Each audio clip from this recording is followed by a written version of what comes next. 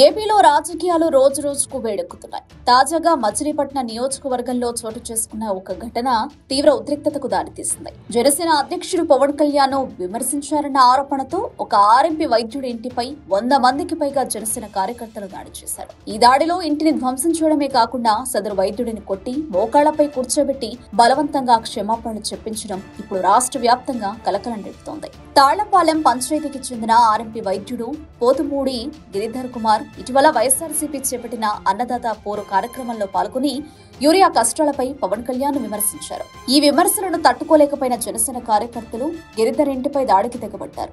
ఈ దాడిలో గిరిధర్ తో పాటు అతని ఇంటి పక్కనే ఉన్న దళితుడు సతీష్ కూడా తీవ్రంగా గాయపడ్డారు. అత్యంత దారుణమైన విషయం ఏంటంటే ఈ దాడులు పోలీసుల సమక్షంలో జరిగాయని ఆరోపణలు వస్తున్నాయి. బాధితుడిని స్టేషన్ కు తీసుకెళ్లేందుకు ప్రయత్నించిన పోలీసులపై కూడా జనసేన నేత కొరియర్ శ్రీను ఇతర కార్యకర్తలు తిరగబడి దుర్భాషలాడినట్లు సమాచారం. ఈ ఘటనపై వైఎస్ఆర్సీపీ సీనియర్ నేత మాజీ మంత్రి పేర్ని నాని తీవ్ర ఆగ్రహం వ్యక్తం చేశారు. జనసేన ముసుగులో రౌడీజం పెరుగుతోంది అని ఆయన మండిపడ్డారు.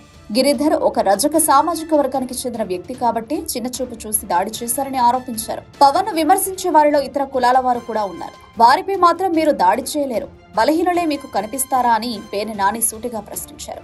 జగన్ గారిని నన్ను నా కొడుకుని నోటికొచ్చినట్లు తిడతారు, కానీ పవన్ కళ్యాణ్ గురించి మాట్లాడితే మాత్రం ఇలా దాడులు చేస్తారా అని మండిపడ్డారు. పోలీసులను జిల్లా ఎస్పీని ఉద్దేశించి పేర్ని నాని మాట్లాడుతూ ఈ గూండాలను నియంత్రించకపోతే భవిష్యత్తులో మరింత ప్రమాదకరంగా మారుతారని హెచ్చరించారు.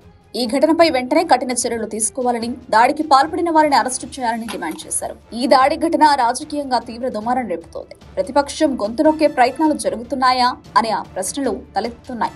మొత్తానికి మచిలీపట్నంలో జరిగిన ఈ దాడి ఘటన ప్రజాస్వామ్య వ్యవస్థలో వ్యక్తుల వాక్ స్వాతంత్ర్యంపై చర్చకు దారితీస్తోంది. ఒక వ్యక్తి విమర్శిస్తే వారి ఇంటిపై దాడి చేసి కొట్టడం, క్షమాపణలు చెప్పించడం ఎంతవరకు సబబు?